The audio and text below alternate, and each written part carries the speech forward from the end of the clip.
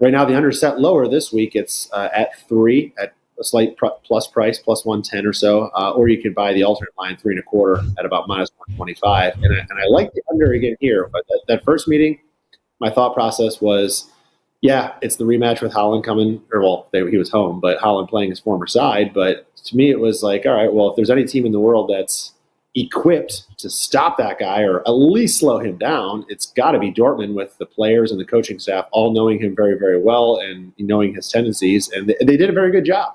And I think, in this match, it's going to be a similar type of a setup for them, because that's their only hope, is to try to, you can control that guy, you have a chance. If you let him run wild, he's going to score 2 on you easily, and, it's going to get out of hand quickly. So if they can focus again on that, I think they'll have a chance to do that. And as I mentioned before, Pep might not be playing for a draw, and Dortmund would be very, very happy with the draw here, because that will see them through. So I think that alone kind of changes the game tactic for Dortmund to be, I don't want to say sitting back necessarily, but at least not pushing forward and not making themselves vulnerable often, because they really don't need to. We all know how good City's defense is, mostly because they just dominate possession, and the other team just doesn't have the ball enough to even really threaten.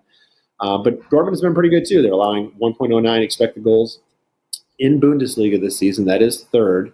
At home, they've been particularly good, just 5 goals in 6 games. 2 of those goals came against Bayern, and the other 3, you guys might remember, were against Werder Bremen in their meltdown game, in which they gave up 3 goals after the 89th minute. So otherwise, they're very solid at home.